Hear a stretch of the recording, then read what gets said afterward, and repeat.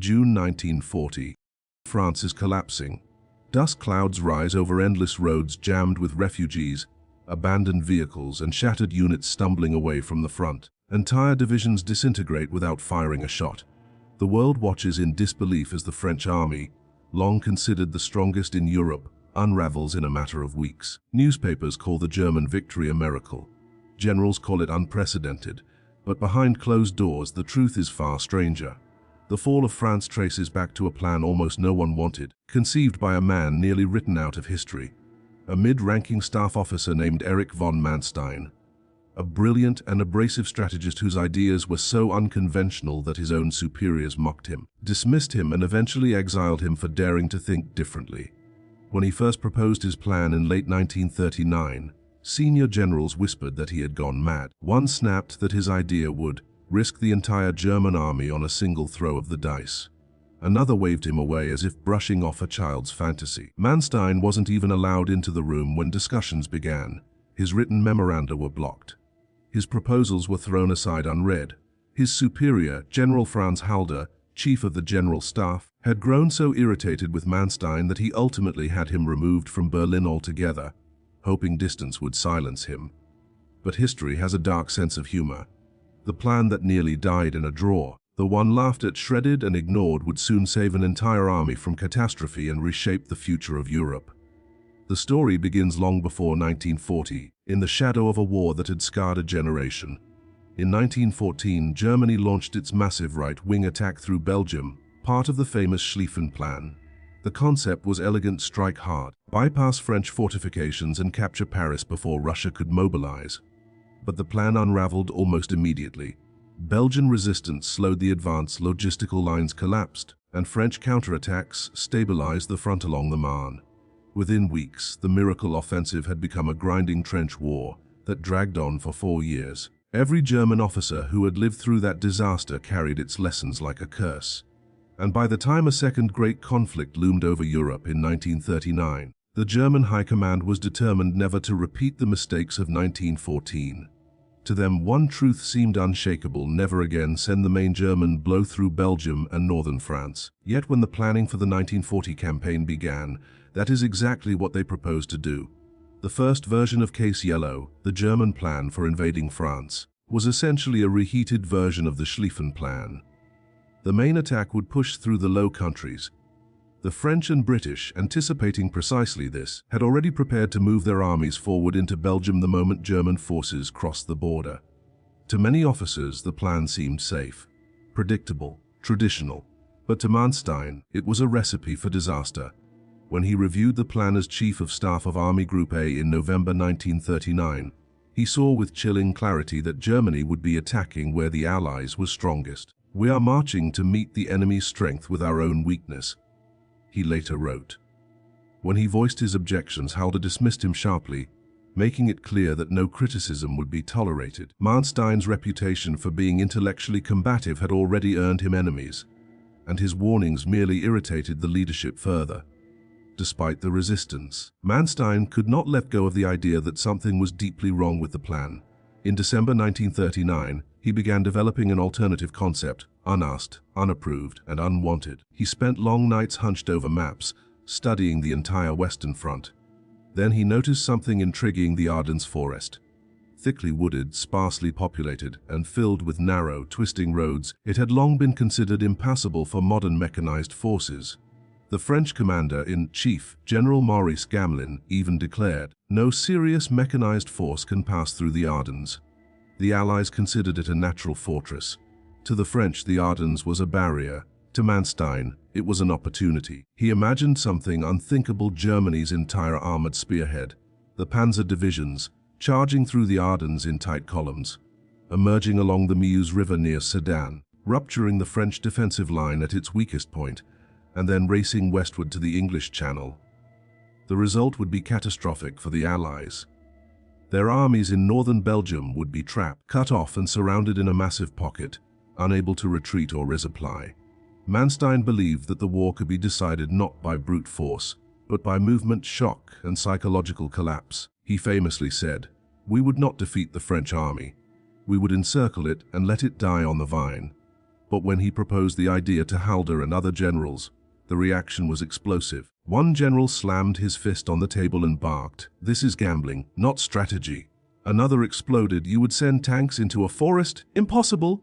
Halder dismissed the entire discussion as absurd. The resistance was so fierce that Manstein's proposals were systematically blocked. His memoranda were stopped before reaching senior leadership. His arguments were cut short in meetings. His persistence was interpreted as arrogance, even insubordination. Finally, on January 27, 19, Halder ordered Manstein transferred away from Berlin and reassigned to command the XXV Army Corps in far-off Stettin, effectively exiling him to keep him away from planning discussions. Manstein understood the message clearly. His superiors wanted him silenced. But fate intervened. On January 10, 1940, a German courier plane carrying revised invasion plans crashed near Mechelen, Belgium. Belgian officers recovered the documents and alerted Allied commanders. Although the plans were outdated, the Allies believed they confirmed a German attack through Belgium. The German high command panicked. Their strategy was compromised and had to be rewritten immediately. It was precisely at this moment that Manstein's ideas began circulating through unofficial channels. Several generals discussed them informally, noting their potential. Word eventually reached Hitler, who had grown increasingly dissatisfied with Halder's cautious approach. Curious, he requested a personal meeting with Manstein. On February 17, 1940, Manstein entered the chancellery to brief Hitler. The meeting was brief but historic. Manstein explained the essence of his idea: shift the main thrust south, push through the Ardennes, break out at Sedan, and then unleash the armored divisions in a lightning drive to the coast. Hitler listened intently. Manstein's plan aligned with his instinct for bold, decisive action.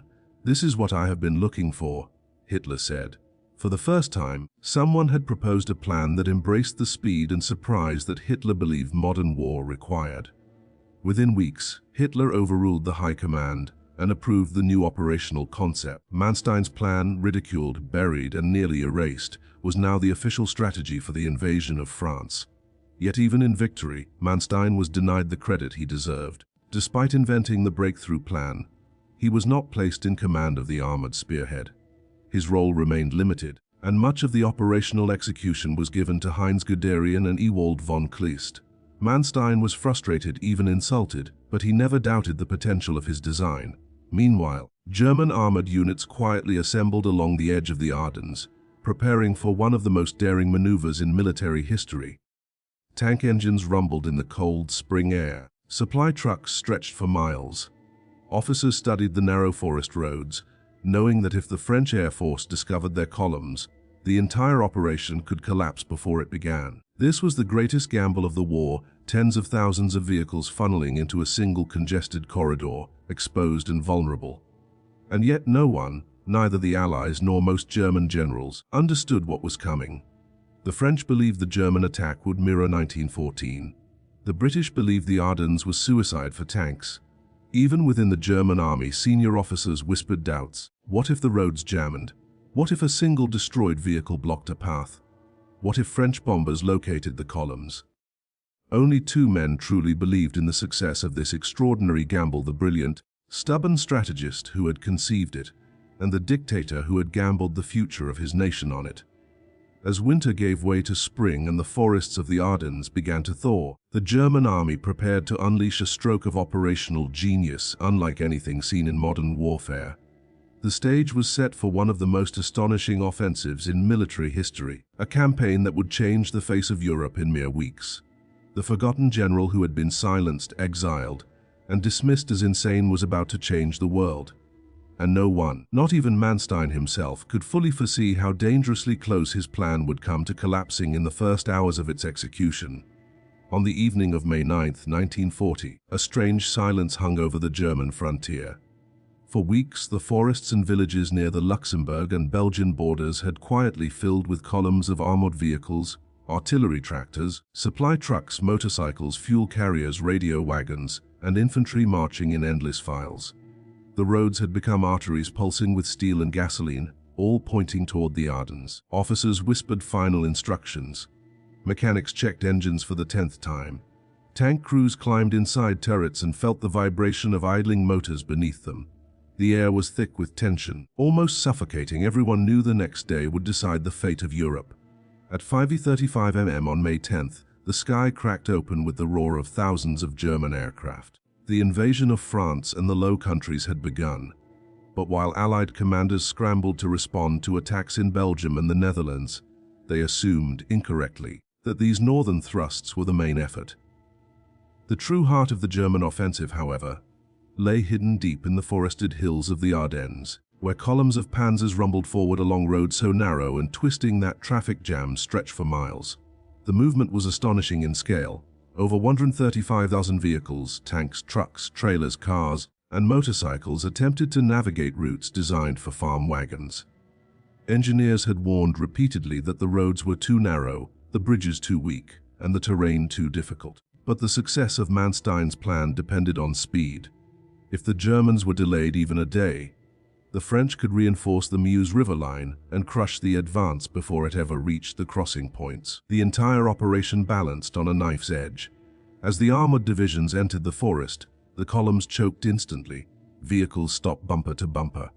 Drivers sat sweating in their cramped cabins, engines idling. A single stall could block hundreds of vehicles behind it. And there were dozens trucks overheated, motorcycles skidded on wet leaves. Fuel tankers became stuck while trying to make tight turns, and radio wagons rolled into ditches. Officers screamed instructions, men pushed stalled trucks by hand, and engineers rushed to build makeshift bridges where old ones collapsed under the weight of tanks. The smell of gasoline, wet earth, and exhaust filled the air. General Heinz Guderian, commander of the XX Panzer Corps, moved among his noisy, congested columns on a motorcycle, urging officers to maintain order. He understood the stakes better than almost anyone. If French reconnaissance aircraft discovered the jams, the Luftwaffe might not be able to protect them in time.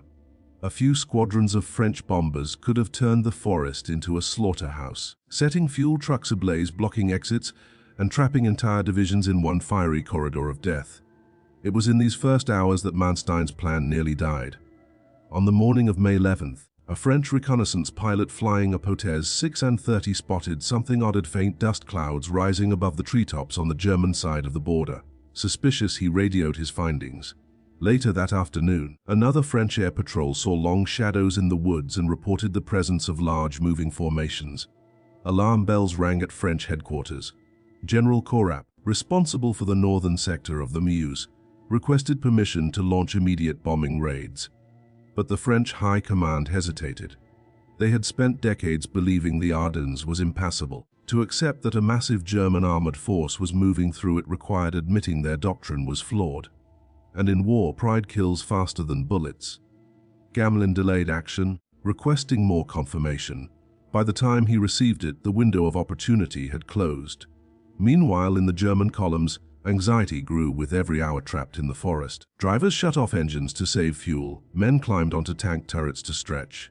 Officers scanned the sky nervously. An entire army was packed so tightly into a confined space that a handful of bombs could have caused catastrophic chain reactions. Fuchs were positioned dangerously close to ammunition trailers. One explosion could ignite dozens. But the bombers never came.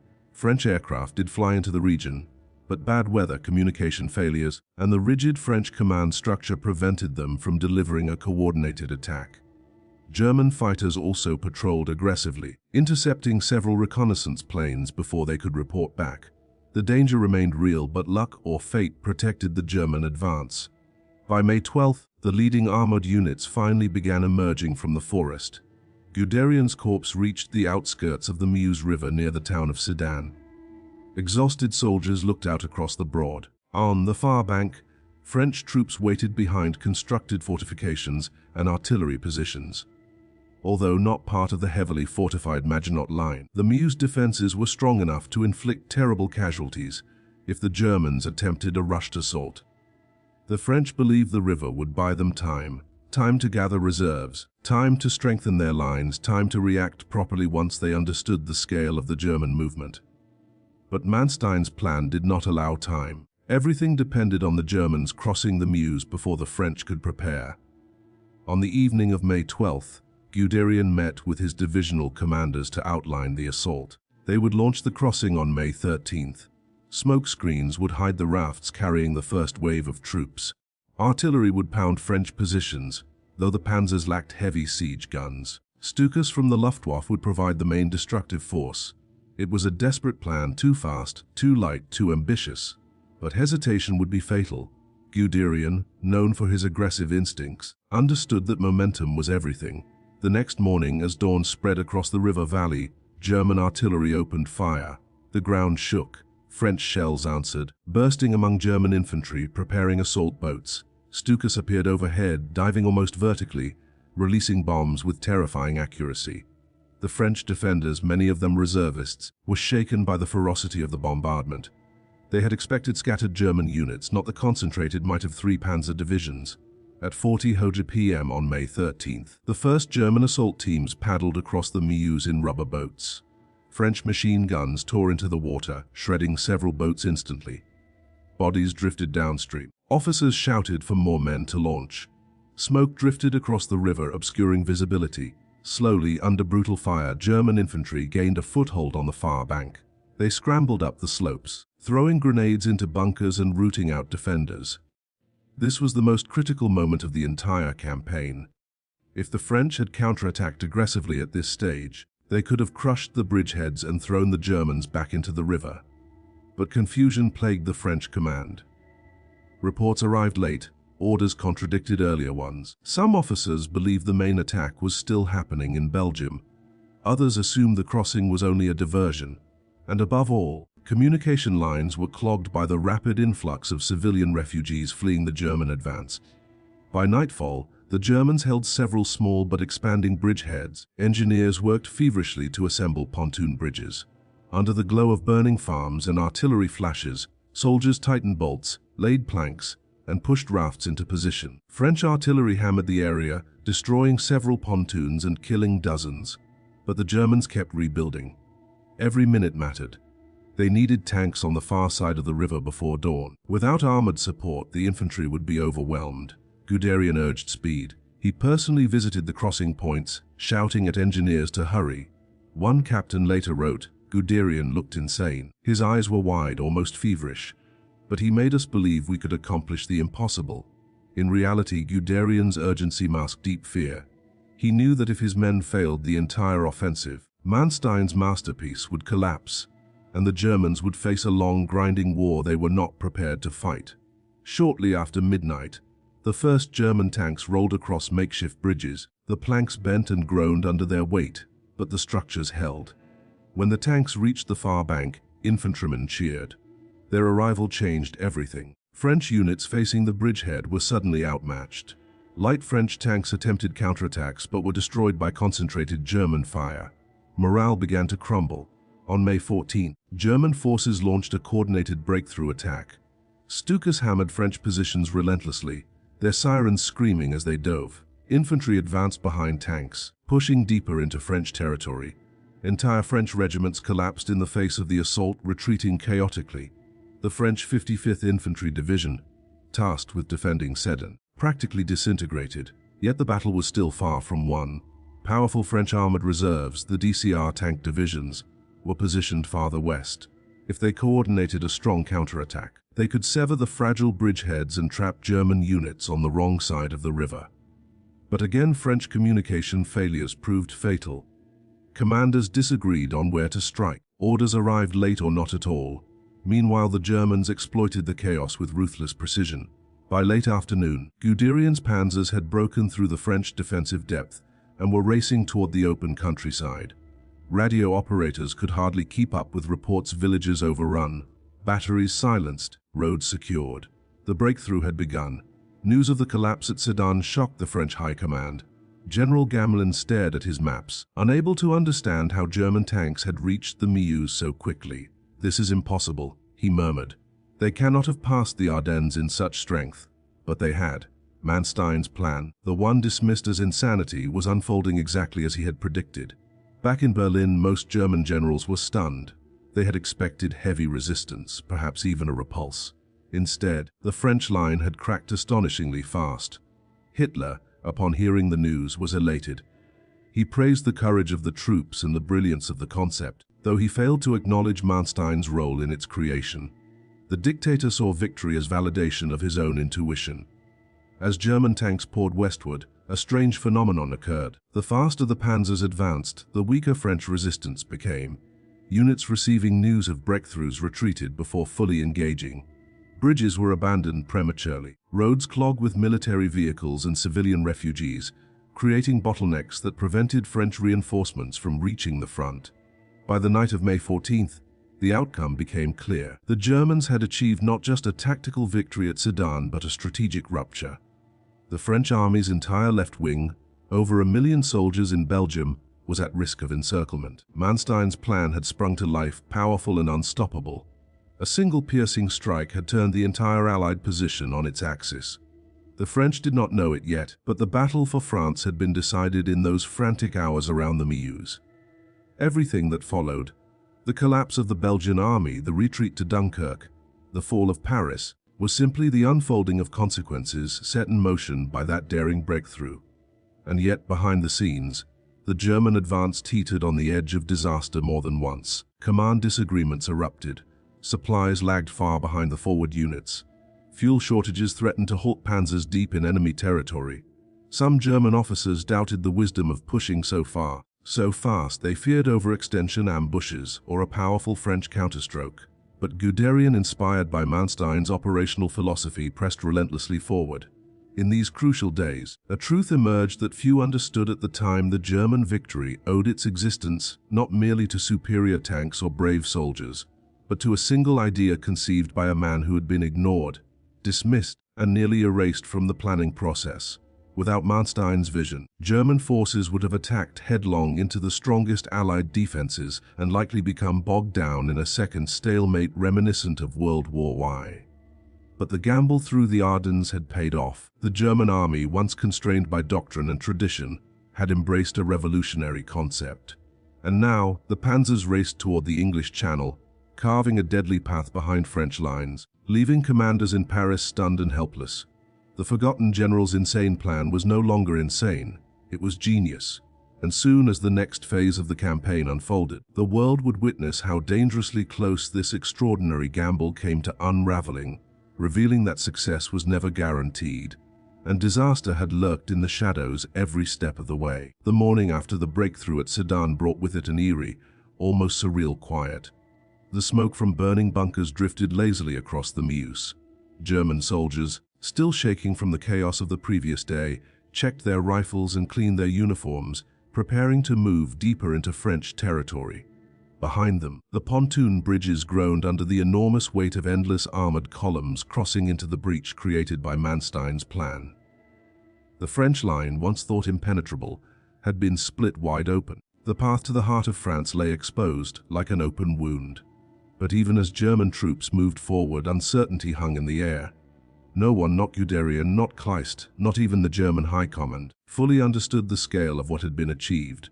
The breakthrough had been rapid, brutal, and unexpected. Many officers feared a trap. Others believed French reserves would launch a massive counterattack within hours. In fact, several German divisional commanders urged caution, suggesting that their forces entrench around Sedan before pushing further. But Guderian had no intention of stopping. He believed in momentum. He believed in Manstein's vision of a deep, sweeping envelopment that would cut the Allied armies to pieces. And above all, Guderian believed that speed was the key to everything. Forward. He told his commanders on the morning of May 15th, "Why must push forward before the enemy understands what has happened? The deeper we go, the more chaos we create." His philosophy was simple: disrupt, dislocate, disorient. Do not let the enemy breathe. Do not let them reorganize. As long as the panzers kept moving, the French command structure would remain paralyzed. French headquarters struggled to comprehend the situation. Reports flooded in from every direction, many contradictory, others incomplete. Units retreated without orders. Staff cars raced between command posts trying to piece together a coherent picture. In Paris, ministers demanded answers. How had German armor broken through so quickly? Where were the reserves? Why were the Meuse defenses collapsing? But the truth was more frightening than anything they could imagine. The German advance was not a limited penetration. It was a catastrophic rupture in the entire French strategic position. General Gaston Billot, commander of the French First Army Group, sat at his desk staring blankly at the reports. His hands trembled slightly. "This cannot be happening," he whispered. "It is impossible." But even as he spoke, German tanks were racing westward across open countryside, heading toward the English Channel with astonishing speed. The French forces in Belgium, over 1 million men, including the British Expeditionary Force, were moving northeast, following the original Allied plan, completely unaware that German armor was already sweeping behind them. They believed they were advancing to meet the main German attack. They had no idea the true danger lay behind their left flank. On the German side, something extraordinary was unfolding. The armored spearheads moved with a sense of urgency bordering on desperation. Every bridge, every crossroads, every village taken meant one less opportunity for the French to organize a counterattack. Radio operators worked frantically, relaying reports of enemy movements and coordinating the advance of multiple divisions. Tank crews fought off scattered French units, smashed through roadblocks, and pushed relentlessly deeper into enemy territory. Infantry followed in trucks and half-tracks, clinging to the sides of vehicles or running behind, desperate to keep up with the panzers. But despite the momentum, danger lurked everywhere. Supply columns lagged behind. Fuel shortages threatened to halt the advance. German tanks guzzled gasoline at an alarming rate. Officers knew that if their tanks stopped even briefly, French reserves could smash them apart. Reaching the Channel was not just a strategic objective. It had become a race for survival. In the midst of this whirlwind, Guderian received orders from General von Kleist, his superior, to slow down. Kleist feared that Guderian's corps had advanced too far, risking encirclement. He ordered Guderian to halt and consolidate his positions.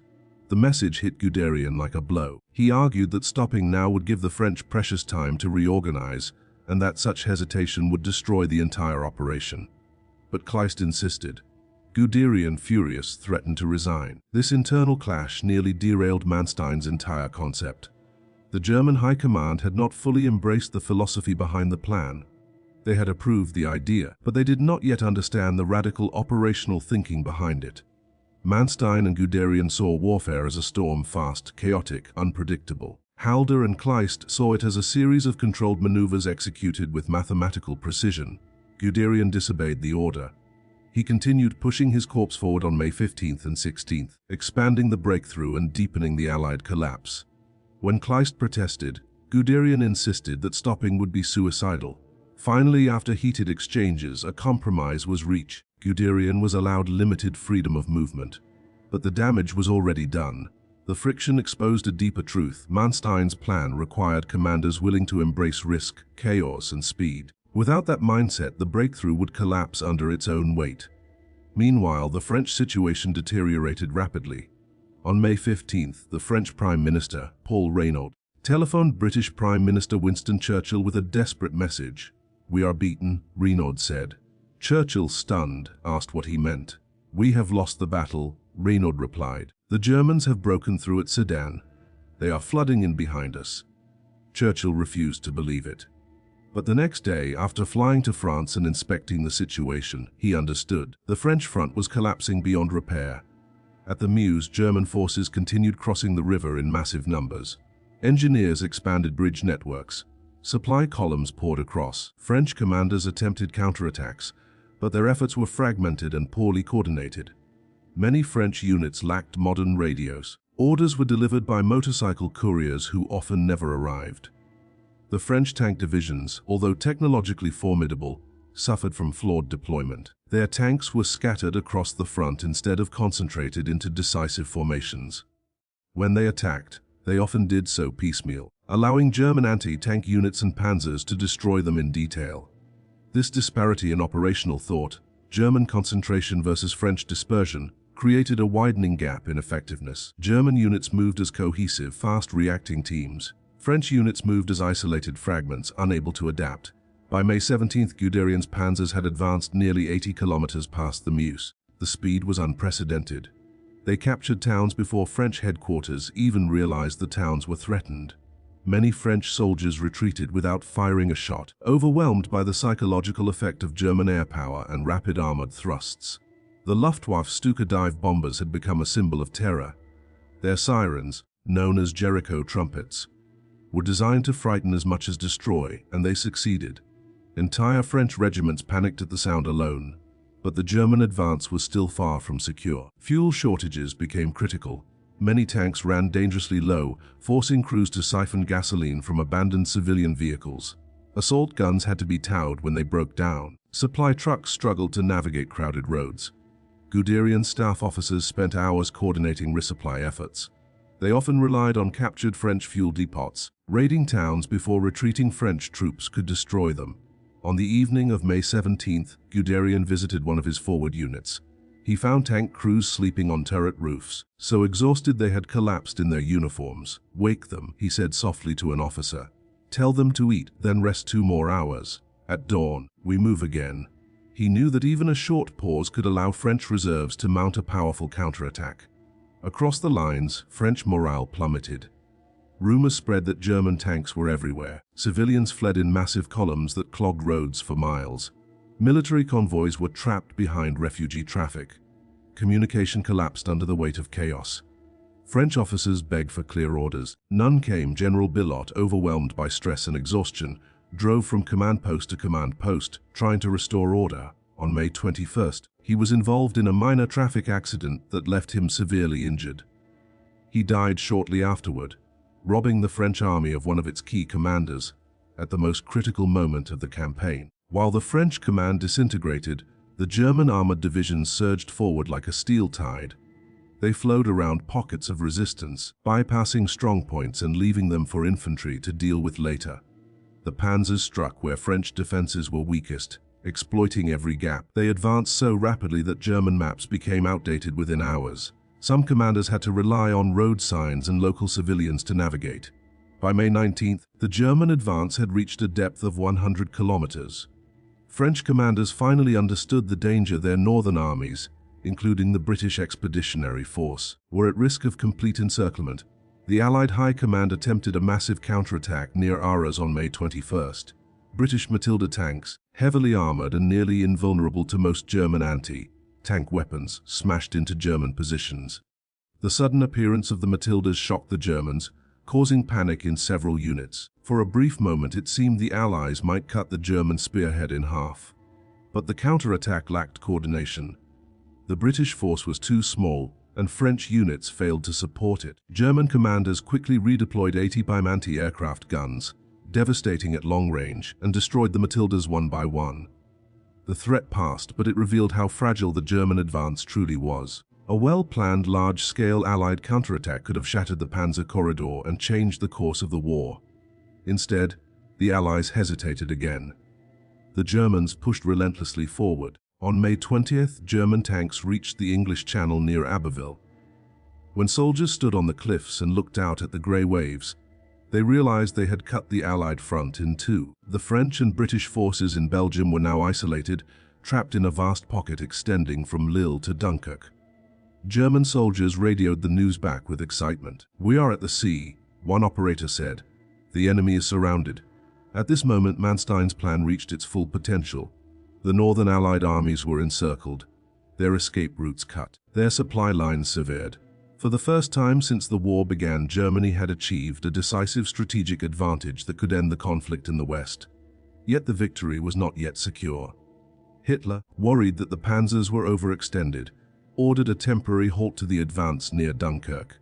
The decision remains controversial to this day. Some argue Hitler wanted to preserve the panzer divisions for future operations. Others believe he feared a trap. Still others claim he hoped Britain would seek peace if its forces were allowed to evacuate. Whatever the reason, the pause allowed the British to fortify Dunkirk and prepare a massive evacuation, Operation Dynamo. But despite this delay, the impact of Manstein's plan was undeniable. The German army had shattered the myth of French invincibility.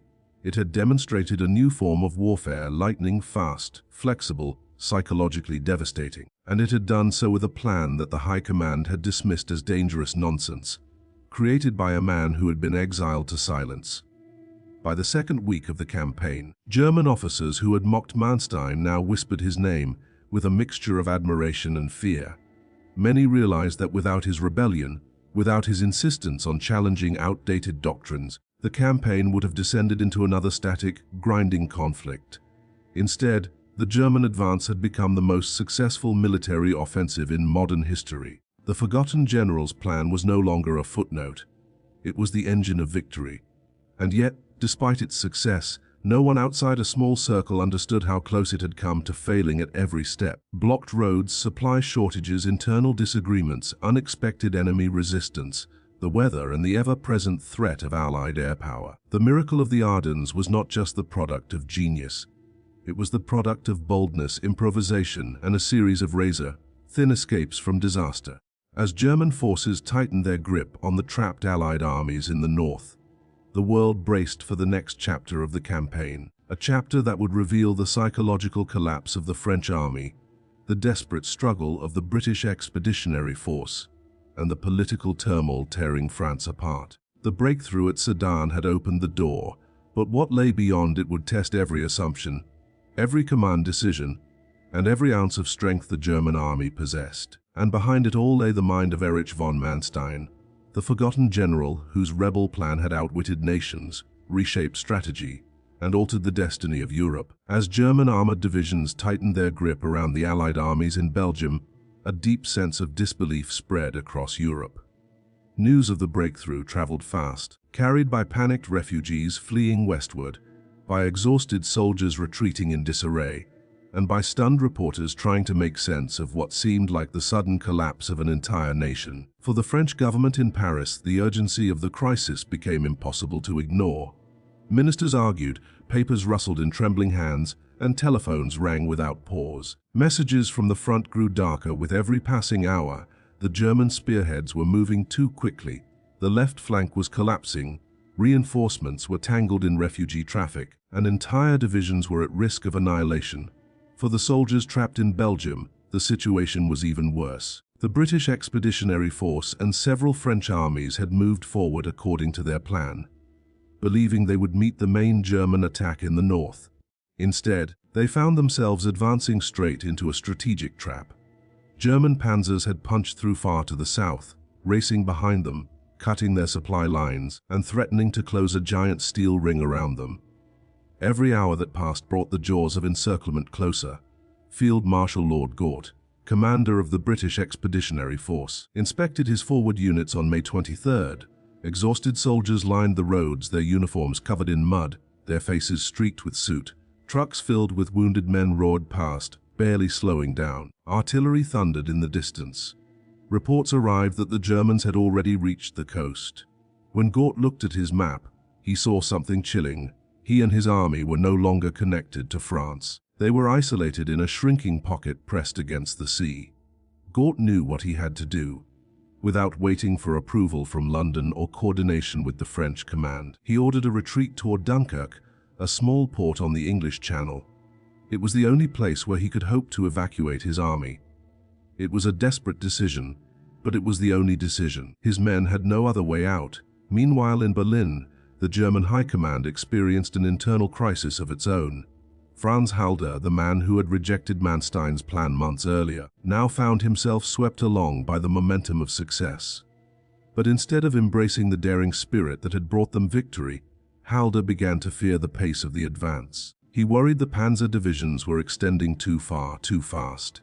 His staff argued that if German tanks reached Dunkirk and destroyed the Allied armies, the war might be won outright. But Halder feared losing control. He hated risk.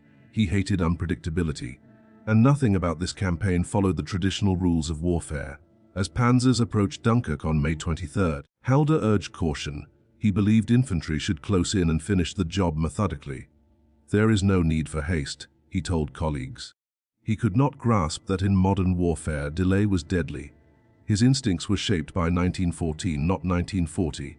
And now, at the decisive moment of the most important battle in a generation, those instincts resurfaced. Hitler shared these concerns. Despite his earlier enthusiasm for Manstein's boldness, he feared an ambush in the marshy terrain around Dunkirk. The area was filled with canals, dikes, and floodplains, difficult ground for tanks. Hitler also wanted to preserve his armored forces for future operations. The panzers had traveled enormous distances and suffered mechanical strains.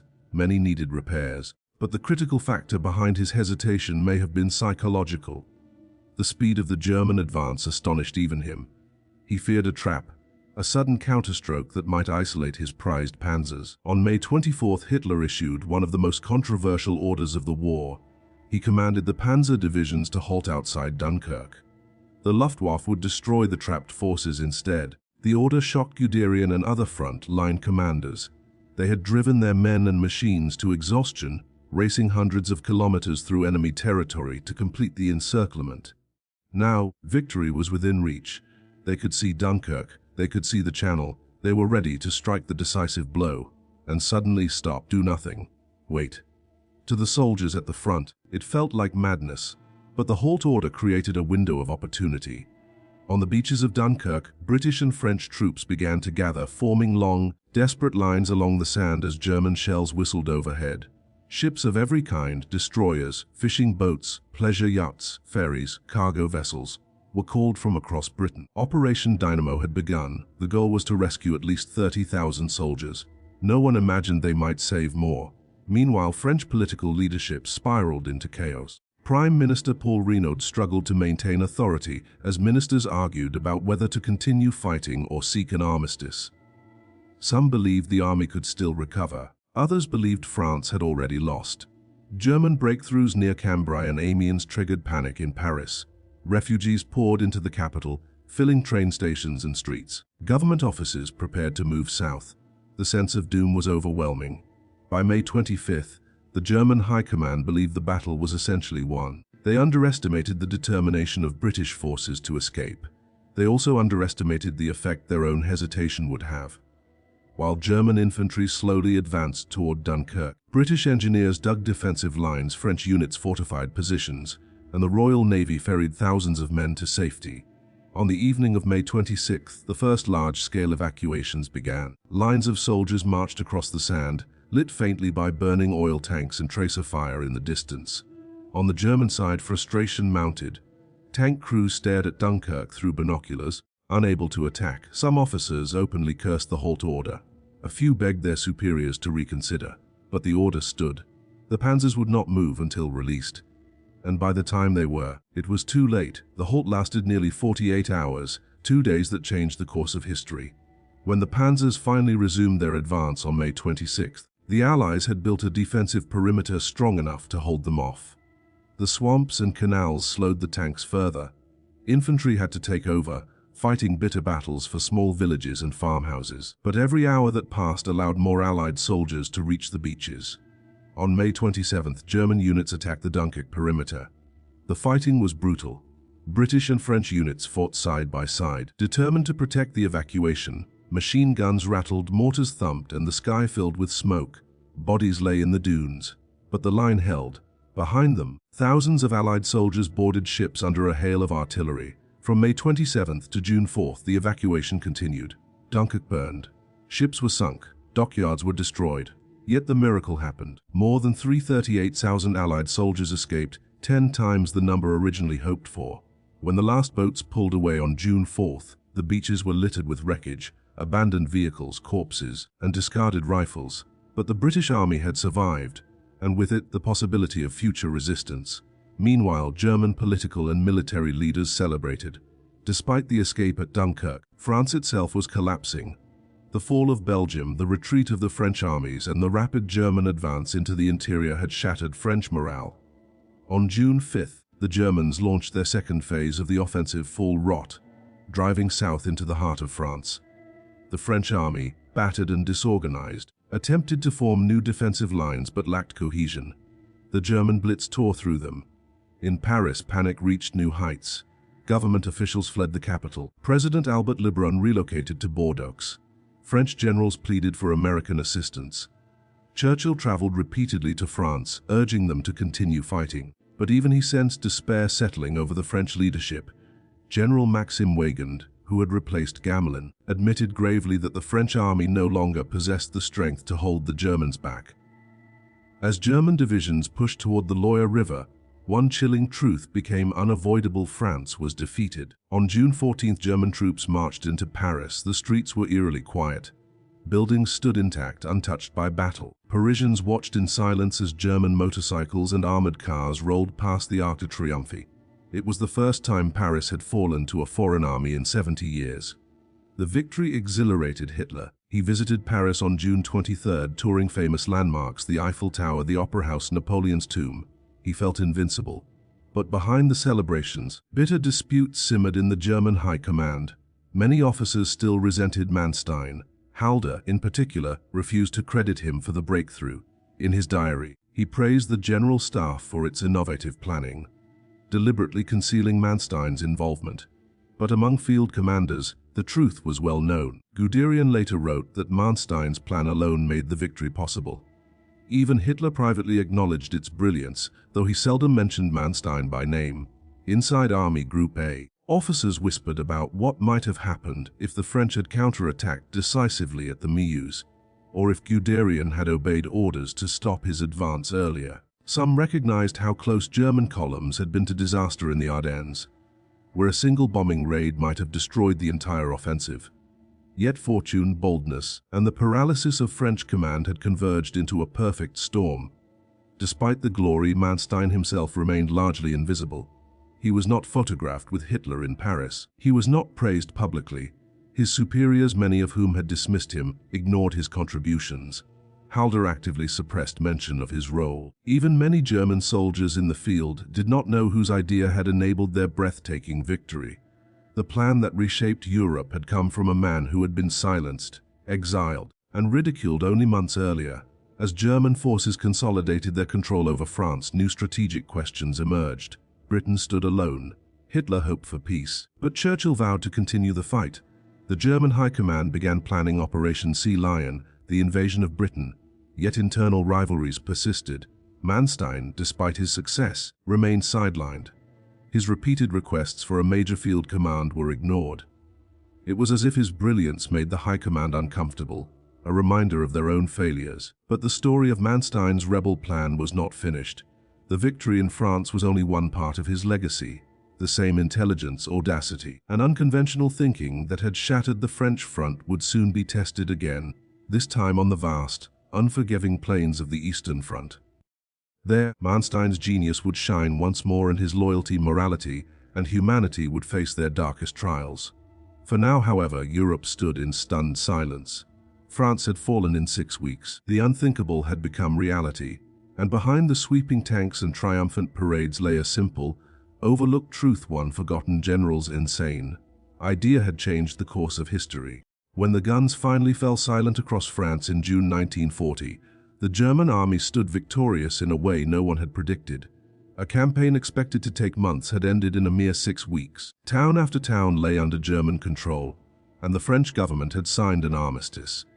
Europe watched as German soldiers posed triumphantly before monuments, and military bands echoed through conquered streets. Yet in the quiet offices of the German High Command, not everyone celebrated.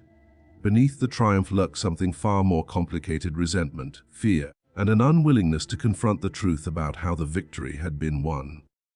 For while the world praised Germany's generals, only a handful inside the military machine understood that the true architect of the triumph, Erich von Manstein, had been deliberately pushed aside during the planning, denied command of the spearhead, and nearly erased from official accounts of the campaign. The man whose plan had shattered France remained a marginal figure, mentioned rarely and credited even less.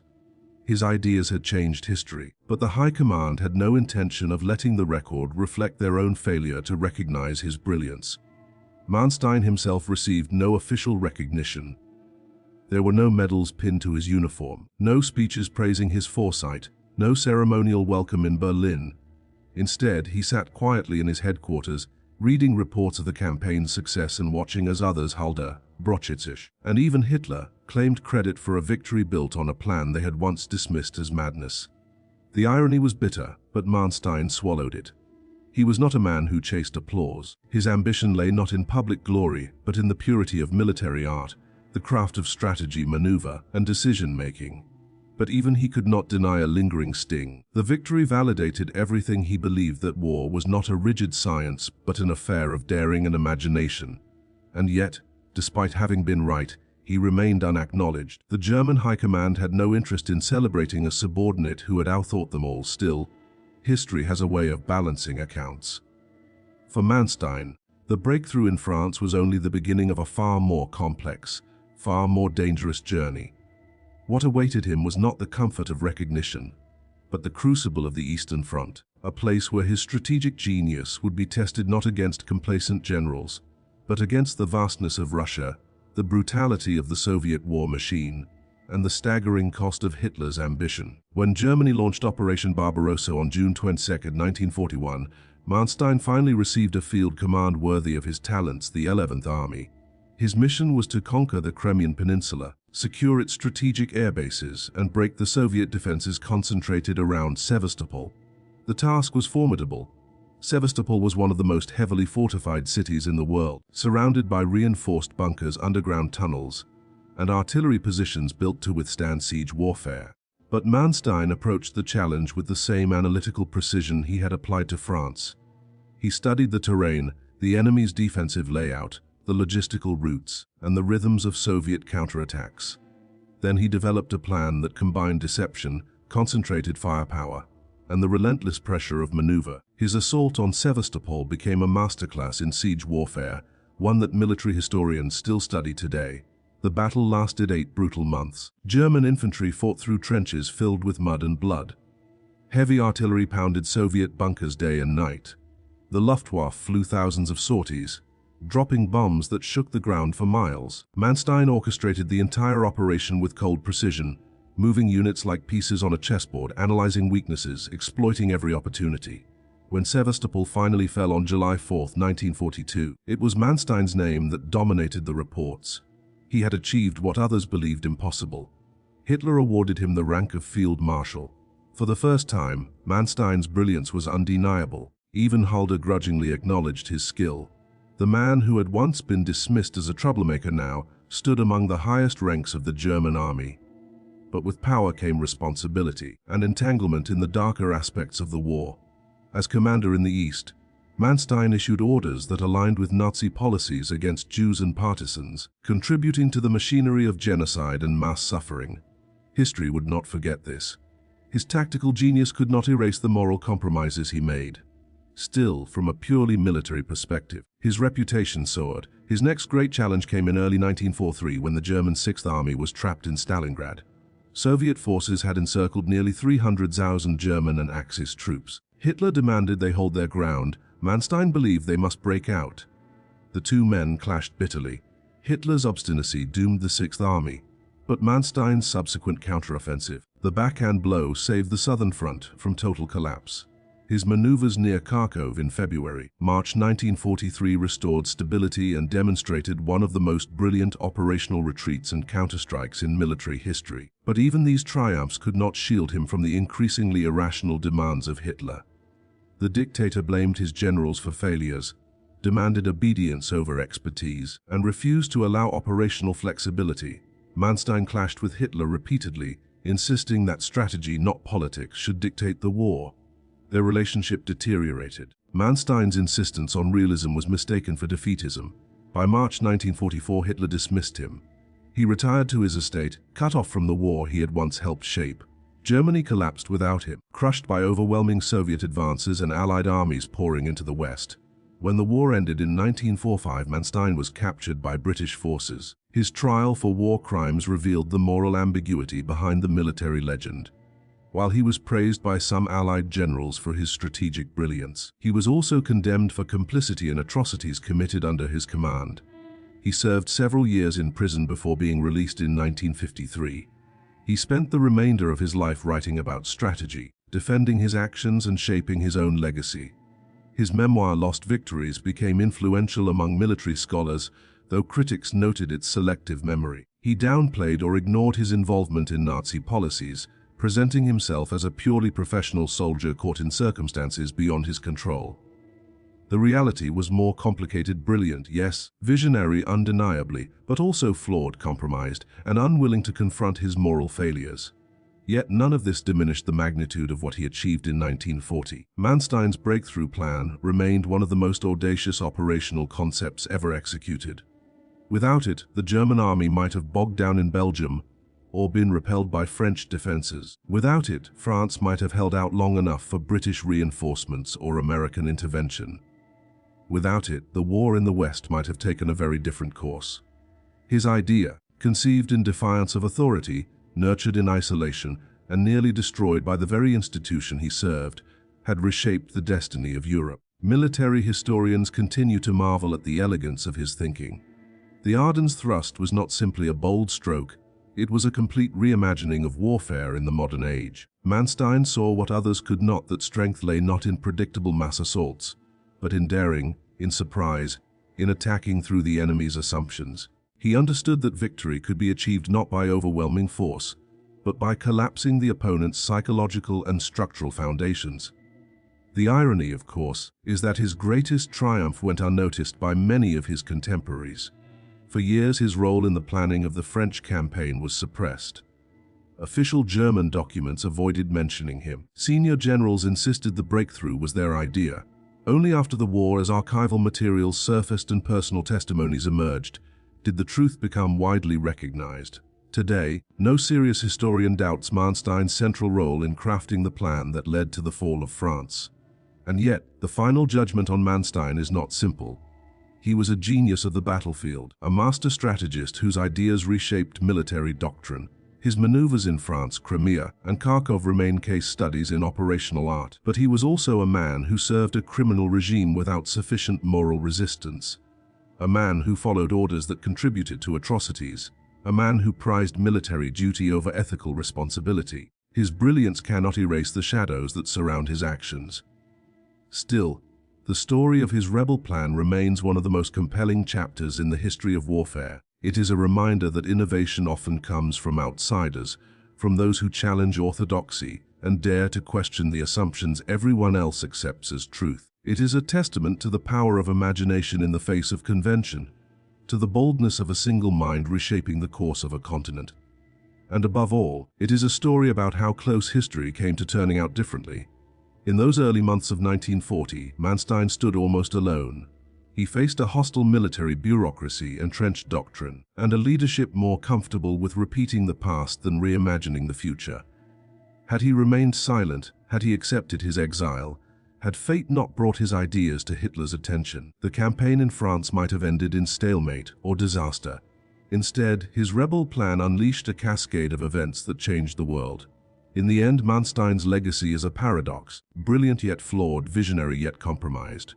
His plan saved an army, toppled a nation, and altered the course of World War II. But it also paved the way for further campaigns that brought suffering to millions. His genius was undeniable, his moral compass uncertain. He was in every sense a man of his time, shaped by the brutal realities of war, constrained by loyalty, elevated by intellect, and judged by history with a mix of awe and unease. As the documentary closes, the image fades to a map of Europe in 1940. The sweeping arrow representing the Ardennes thrust cuts across the landscape, a bold stroke of red slicing toward the Channel. It symbolizes not just a military maneuver, but a moment when one idea, born in the mind of a man dismissed as insane, changed everything. The narrator's voice lowers, steady and reflective, a forgotten general, a rejected plan. A victory that rewrote history. Erich von Manstein's genius saved an army and stunned the world, yet his story remains a reminder that brilliance in war does not absolve the burdens of conscience. His plan was a masterpiece, his legacy far more complicated. The screen fades to black.